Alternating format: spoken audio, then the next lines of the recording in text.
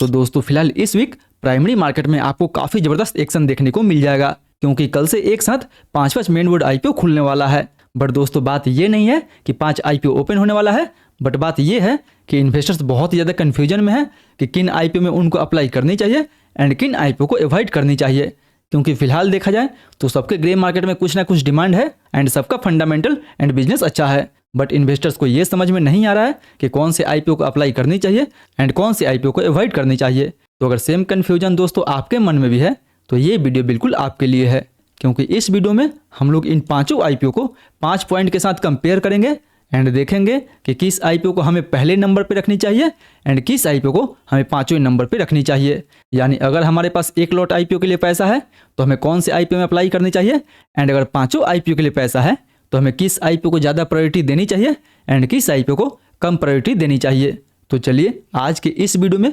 Basically हम इन IPO को detail में कंपेयर करने वाले हैं एंड देखने वाले हैं कि कौन से IPO हमारे लिए बेटर रहेगा एंड कौन से IPO से हमें बच के रहनी चाहिए। तो चलिए बिना आपका समय गंवाए सीधा वीडियो में आगे बढ़ते हैं। लेकिन उससे पहले दोस्तों अगर आप इस चैनल पर नए हैं तो कृपया इस चैनल को सब्सक्राइब कर इस वीडियो को एक लाइक जरूर दीजिए। फिर चलिए आगे बढ़ते हैं और सबसे पहले बात कर लेते हैं उन 5 टॉपिक के बारे में जिस पे हम लोग इस IPO को कंपेयर करने वाले हैं। तो सबसे पहले दोस्तों हम लोग बात करेंगे इन सारी कंपनी के बिजनेस के बारे में, फंडामेंटल के बारे में, वैल्यूएशन के बारे में, GMP के बारे में एंड सबसे लास्ट में हम लोग देखेंगे कि कौन से IPO में हमारा अलॉटमेंट मिलने का चांस ज़्यादा है। And at the and in सारे टॉपिक को एवरेज करके हम लोग बात करेंगे कि कौन से IPO को हमें पहले नंबर पे रखनी चाहिए एंड कौन से IPO को हमें 5वें नंबर पे रखनी चाहिए। तो फिर चलिए अब सीधा आगे बढ़ते हैं और सबसे पहले बात कर लेते हैं इन सब के बिजनेस के बारे में। तो दोस्तों बिजनेस के बारे में बात करने से पहले एक रिमाइंडर है कि अगर आपने अभी तक इन 5 IPO का फुल रिव्यू नहीं देखा है तो एक बार उन IPO का फुल रिव्यू जरूर देख ले, क्योंकि यहाँ पे हम लोग हर कंपनी को डिटेल में डिस्कशन नहीं कर पाएंगे। इसलिए किसी भी कंपनी के बारे में डिटेल में जानकारी चाहिए तो उसका भी लिंक आपको नीचे डिस्क्रिप्शन में या फिर वीडियो के अंत में देखने को मिल जाएगा। मेक श्योर कि जो भी IPO में आपको अप्लाई करना है एक बार इन सब का फुल रिव्यू जरूर देख ले। बट यहाँ पे अगर लिमिटेड बात करें तो विक्रम सोलर जो है वो सोलर पैनल बनाने का काम करती है, पटेल रिटेल जो है वो सुपरमार्केट चेन चलाने का काम करती है, श्रीजी शिपिंग जो है वो शिपिंग एंड लॉजिस्टिक्स से काम करती है and Gem Aromatics special chemical बनाती है जिसका यूज आपको वेराइटी ऑफ इंडस्ट्री में देखने को मिल जाता है। वहीं बात करें मंगल इलेक्ट्रिक्स का तो मंगल इलेक्ट्रिक्स दोस्तों ट्रांसफार्मर एंड ट्रांसफार्मर का छोटे छोटे कंपोनेंट बनाने का काम करती है। मतलब दोस्तों देखा जाए तो ये जितना भी कंपनी है वो 5 IPO अलग अलग सेक्टर से बिलोंग करती है। ये 5 जो सेक्टर है अपने आप में दोस्तों काफ़ी अच्छा सेक्टर है एंड काफ़ी डिमांडिंग सेक्टर है। वहीं बिजनेस की तुलना में अगर बात करें कंपनी के फंडामेंटल के बारे में तो फंडामेंटल वाइज दोस्तों ये सारी कंपनी आपको काफ़ी अच्छा खासा नज़र आ सकती है। बट अगर इनमें से भी बेस्ट के बारे में बात करें तो एक नंबर पर आप विक्रम सोलर को रख सकते हैं, क्योंकि इसका ROE लगभग 17% के आसपास, ROC 25% के आसपास एंड डेट टू इक्विटी 0.19 का है। यानी कंपनी का ROE, ROC, प्रॉफिट मार्जिन ठीक ठाक है एंड ये जो कंपनी है ऑलमोस्ट डेट फ्री कंसीडर की जाएगी। एंड कंपनी का मार्केट कैप इन सारी कंपनी से काफ़ी बड़ा है, इसलिए हम लोग इस कंपनी को एक नंबर पे रखे हुए हैं। वहीं फंडामेंटल वाइज आप 2 नंबर पे मंगल इलेक्ट्रिक्स को रख सकते हैं, क्योंकि इसका ROE लगभग 29%, ROC 25% and debt to equity 0.92 का है। एंड हाँ दोस्तों इस IPO के बाद ये कंपनी अपने ज़्यादातर लोन को चुकाने वाली है, जिसके बाद ये जो कंपनी है ऑलमोस्ट डेट फ्री कंसीडर की जाएगी। एंड फिलहाल इसका भी मार्केट कैप लगभग 1550 करोड़ के आसपास है, इसलिए इस कंपनी को मैंने 2 नंबर पे रखा हुआ है। वहीं अगर 3 नंबर के बारे में बात करें तो 3rd नंबर पे आपका जेम एरोमेटिक्स आ जाएगा, क्योंकि इसका भी ROE लगभग 19% के आसपास, ROC 16% के आसपास एंड डेट टू इक्विटी 0.78 के आसपास है। एंड हाँ दोस्तों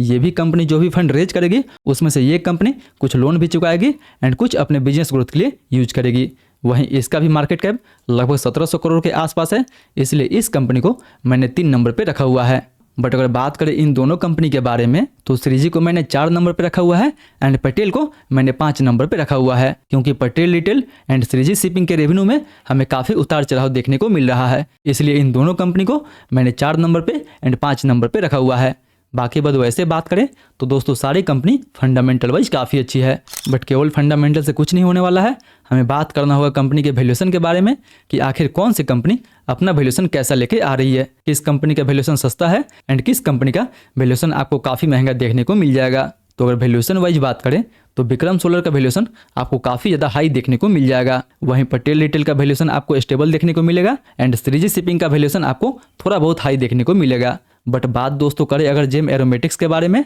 एंड मंगल इलेक्ट्रिकल के बारे में, तो इन दोनों का वैल्यूएशन आपको ठीक ठाक देखने को मिल जाएगा। यानी दोस्तों इसमें केवल एक विक्रम सोलर है जिसका वैल्यूएशन आपको काफ़ी हाई देखने को मिल जाएगा। बाकी बस सभी आईपीओ का वैल्यूएशन आपको ठीक ठाक देखने को मिल जाएगा। वहीं अगर वैल्यूएशन की तुलना में अगर बात करें इन सब के लेटेस्ट जीएमपी के बारे में, तो फिलहाल विक्रम सोलर के ग्रे मार्केट में लगभग आपको 20% के आसपास डिमांड देखने को मिल जाएगा। यानी दोस्तों अगर 20% के हिसाब से भी देखा जाए तो कहीं ना कहीं 3000 के आसपास तक पर लॉट पे आपको प्रॉफिट देखने को मिल सकता है। वहीं अगर पटेल रिटेल के बारे में बात करें तो पटेल रिटेल का जीएमपी लगभग आपको 15% के आसपास देखने को मिल जाएगा। यानी अगर 15% के हिसाब से भी देखा जाए तो लगभग 2200 के आसपास तक पर लॉट पे आपको प्रॉफिट देखने को मिल सकता है। बट पटेल के तुलना में अगर श्रीजी शिपिंग के बारे में बात करें तो इसके ग्रे मार्केट में लगभग आपको 10% के आसपास डिमांड देखने को मिल जाएगा। इसलिए 10% के हिसाब से भी देखा जाए तो कहीं ना कहीं 1500 के आसपास तक प्रॉफिट आपको देखने को मिल जाएगा पर लॉट पे। बट बात दोस्तों अगर करें जेम एरोमेटिक्स का एंड मंगल इलेक्ट्रिकल का,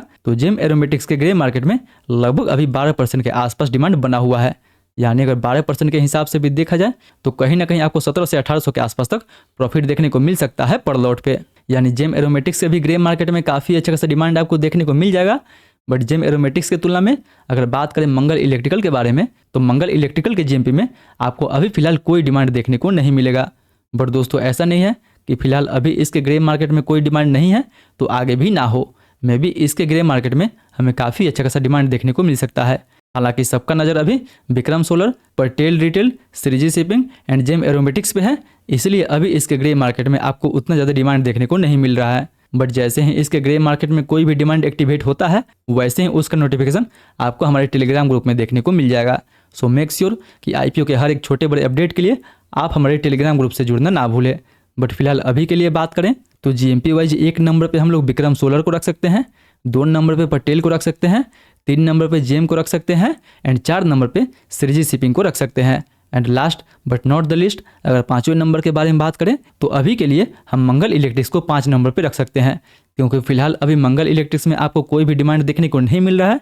इसलिए हम लोग अभी के लिए इसको 5 नंबर पे रख रहे हैं। बट जैसे ही आगे इसका डिमांड एक्टिवेट होता है तो आप इनमें थोड़ा बहुत चेंज कर सकते हैं। बट अभी के लिए दोस्तों ये 5 नंबर पे ही रहेगा। सो ये तो हो गया इन 4 फैक्टर के बारे में, business, fundamental, valuation and GMP. But last but not the list अगर बात करें अलॉटमेंट चांस के बारे में कि किस आईपीओ में हमारा अलॉटमेंट मिलने का जो चांस है वो सबसे ज़्यादा है, तो दोस्तों अलॉटमेंट के लिए हम लोग सबसे पहले इन सभी के टोटल इशू साइज के बारे में बात करेंगे एंड रिटेल के कोटा के बारे में बात करेंगे। तो फिलहाल अगर विक्रम सोलर के बारे में बात करें तो विक्रम सोलर का टोटल इशू साइज 2080 करोड़ का होने वाला है, जिसमें से रिटेल के लिए 35% का कोटा रखा गया है। जी हाँ दोस्तों, अगर आप रिटेल कोटा में अप्लाई करते हैं तो इस आईपीओ में रिटेल के लिए केवल 728 करोड़ का जो फंड है वही रिजर्व रखा जाएगा। वहीं अगर बात करें पटेल रिटेल के बारे में तो पटेल रिटेल का टोटल इशू साइज 242 करोड़ का होने वाला है, जिसमें रिटेल के लिए 45% का कोटा दिया गया है। जी हाँ दोस्तों, याद रहे कि इस आईपीओ में रिटेल के लिए 35% का नहीं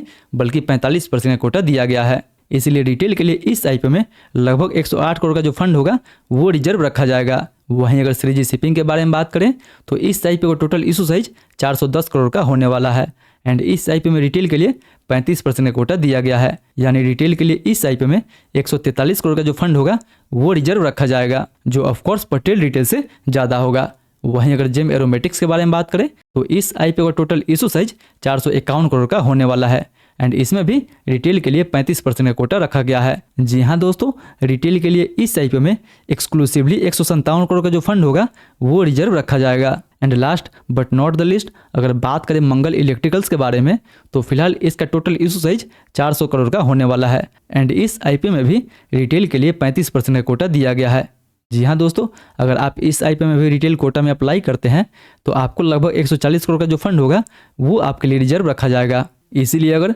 टोटल इशू साइज को देखते हुए बात करें अपने अलॉटमेंट चांस के बारे में तो विक्रम सोलर का इशू साइज काफ़ी बड़ा है, इसलिए हम लोग इस आईपीओ को 1 नंबर पे रखने वाले हैं, क्योंकि रिटेल कोटा में इस आईपीओ में हमारे लिए 728 करोड़ का जो फंड होगा वो रिजर्व रखा गया है, इसलिए हमारा अलॉटमेंट मिलने का जो चांस होगा इस आईपीओ में सबसे ज़्यादा होगा। वहीं दूसरे नंबर पर जेम एरोमेटिक्स, तीसरे नंबर पे श्रीजी शिपिंग, चौथे नंबर पे मंगलम इलेक्ट्रिक्स एंड 5वें नंबर पे आपको पटेल रिटेल का आईपीओ देखने को मिल जाएगा। सो याद रहे कि अगर आप जीएमपी या फिर अलॉटमेंट चांस के हिसाब से भी देखते हैं तो 1 नंबर पे आपको विक्रम सोलर ही देखने को मिलेगा। इसलिए फिलहाल इन सारे को देखते हुए अगर ओवरऑल बात करें कि किस आईपीओ को हमें 1 नंबर पे रखनी चाहिए एंड किस आईपीओ को हमें 5 नंबर पे रखनी चाहिए, तो दोस्तों इन सारे फैक्टर को देखते हुए हम लोग विक्रम सोलर को 1 नंबर पे रख सकते हैं, क्योंकि मोस्ट इंपॉर्टेंट ये कंपनी जिस सेक्टर में काम करती है उस सेक्टर में आपको आगे काफ़ी ज़्यादा ग्रोथ देखने को मिल जाएगा। एंड हाल ही में अभी फिलहाल जितना भी सोलर पैनल वाली कंपनी का आईपीओ आया हुआ था वो या तो वारे एनर्जी हो गया या फिर प्रीमायर एनर्जी हो गया, उन सब में हमें अच्छा लिस्टिंग गेंस भी देखने को मिला था एंड आगे भी उन सब में हमें काफ़ी अच्छा खासा ग्रोथ देखने को मिल रहा है। वहीं कंपनी का फंडामेंटल भी काफ़ी अच्छा है एंड कंपनी के ग्रे मार्केट में भी काफ़ी अच्छा खासा डिमांड बना हुआ है। एंड वही नहीं दोस्तों, मार्केट कैप के हिसाब से एंड टोटल इशू साइज के हिसाब से ये कंपनी इन 5 आईपीओ में से काफ़ी बड़ी है, इसलिए इस आईपीओ में आपको रिस्क भी काफ़ी कम देखने को मिल जाएगा। इसलिए इस आईपीओ को हमें 1 नंबर पे रखनी चाहिए। वहीं अगर 2 नंबर के बारे में बात करें तो 2 नंबर पे हमें श्रीजी शिपिंग को रखनी चाहिए, क्योंकि ये कंपनी जिस सेक्टर में काम करती है उस सेक्टर में ये कंपनी काफ़ी अच्छा खासा अपना लीडरशिप मेंटेन करके रखती है। सो फिलहाल कंपनी का इंडस्ट्री भी काफ़ी डिमांडिंग है एंड कंपनी का फंडामेंटल भी आपको काफ़ी अच्छा खासा देखने को मिल जाएगा। हालांकि इशू साइज के हिसाब से देखा जाए तो इसका आईपीओ काफ़ी छोटा आईपीओ है जिसमें अलॉटमेंट मिलने का चांस काफ़ी कम रहेगा, बट फिर भी हमें इस कंपनी को 2 नंबर पर रखनी चाहिए, क्योंकि इस आईपीओ में हमें लिस्टिंग गेंस भी काफ़ी अच्छा खासा मिल सकता है एंड लिस्टिंग के बाद भी इस आईपीओ में हमें काफ़ी तेज़ी देखने को मिल सकती है।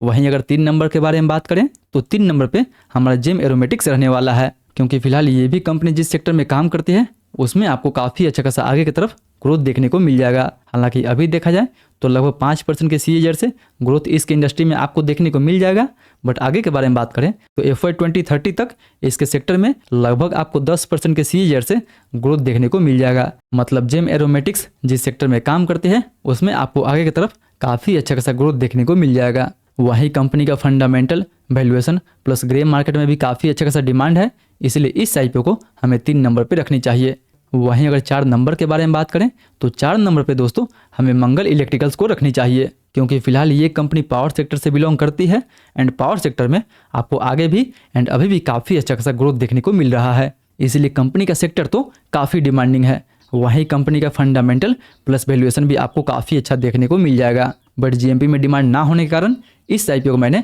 4 नंबर पे रखा हुआ है। हालांकि थोड़ा बहुत भी इसके ग्रे मार्केट में डिमांड होता तो मैं इस कंपनी को 3 नंबर पे रखता, बट फिलहाल अभी इसके ग्रे मार्केट में कोई डिमांड नहीं है, इसलिए मैंने इस कंपनी को 4 नंबर पे रखा हुआ है। वहीं last but not the list अगर 5वें नंबर के बारे में बात करें तो जी हाँ दोस्तों, 5 नंबर पे हमारा पटेल रिटेल होने वाला है, क्योंकि नो डाउट दोस्तों कंपनी का जो बिजनेस है वो काफ़ी अच्छा है, बट देखा जाए तो ये जो कंपनी है वो काफ़ी सीमित एरिया में ही डेवलप है, यानी ये जो कंपनी है अभी महाराष्ट्र केवल 2 ही जिले में फेमस है, इसीलिए वहाँ पे भी इस कंपनी को बड़े बड़े कंपटीटर के साथ कम्पीट करना पड़ता है, जिसका सीधा इम्पैक्ट इसके रेवेन्यू पे आपको देखने को मिल जाएगा। यानी कंपनी का जो रेवेन्यू है वो आपको उतना ज़्यादा स्टेबल देखने को नहीं मिलेगा, किसी साल में इसका रेवेन्यू ज़्यादा तो किसी साल में इसका रेवेन्यू आपको कम देखने को मिलेगा, इसीलिए इस आईपीओ को मैंने 5 नंबर पर रखा हुआ है। सो याद रहे दोस्तों कि 1 नंबर पे विक्रम सोलर, 2 नंबर पे श्रीजी शिपिंग, 3 नंबर पे जेम एरोमेटिक्स, 4 नंबर पे मंगल इलेक्ट्रिकल एंड 5 नंबर पे पटेल रिटेल का आईपीओ आपको देखने को मिल जाएगा। सो अगर आपके पास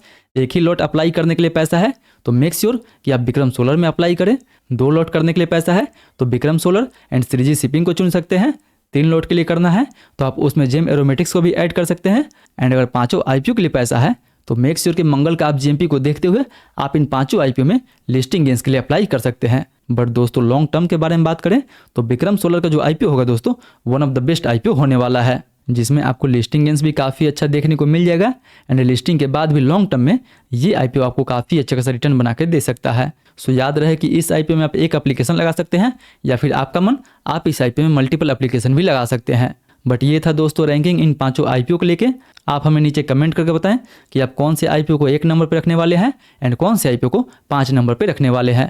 फिलहाल आज के लिए इतना ही, फिर मिलते हैं अगले वीडियो में। तब तक आपने इन सभी का फुल रिव्यू नहीं देखा है तो इन वीडियो पे क्लिक करके इन 5 आईपीओ का फुल रिव्यू आप यहाँ पे देख सकते हैं।